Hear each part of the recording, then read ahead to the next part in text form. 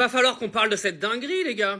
Vous avez entendu parler de l'attaque à Monaco hier? Bah figurez-vous que le mec qui était visé est un oligarque ukrainien recherché par le gouvernement ukrainien depuis bien longtemps et le gars se cachait à Monaco.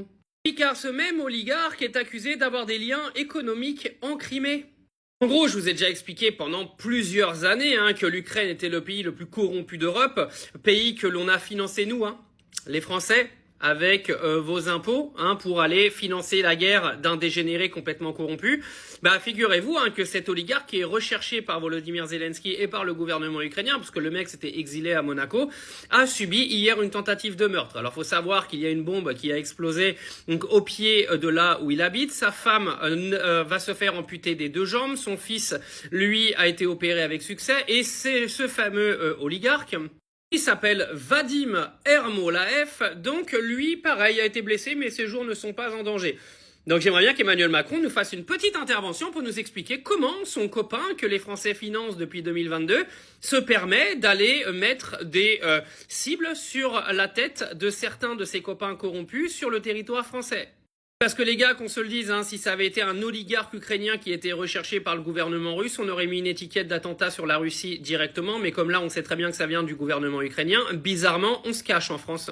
Il doit y avoir que Macron qui a le droit d'en parler de tout ça.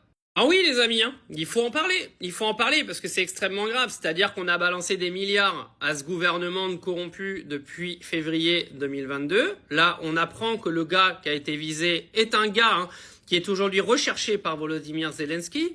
C'est sûrement pas Vladimir Poutine et ses copains qui lui ont envoyé une petite bombe à son domicile hier. On sait très bien d'où elle vient. Arrêtez de nous prendre pour des abrutis. Mais ce qui serait bien, c'est que, encore une fois, Manu, si tu entends cette vidéo, c'est que tu sois un minimum transparent avec aujourd'hui la population qui t'a élu 2 fois. Je sais pas pourquoi, excuse-moi.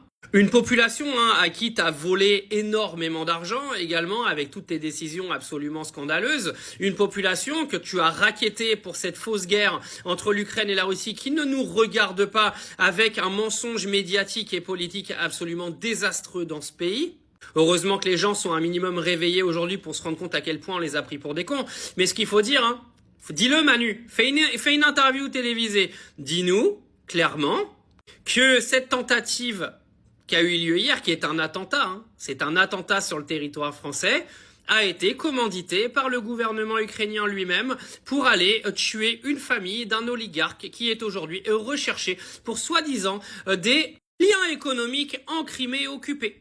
Non, mais faut le dire, parce que si ça avait été encore des Russes, vu que les punaises de lit c'est les Russes, vu que l'économie française c'est les Russes, vu qu'on a un attentat sur le territoire français et que c'est un Ukrainien, il faut dire Manu, oui les Ukrainiens ont fait un attentat à Monaco, dis-le.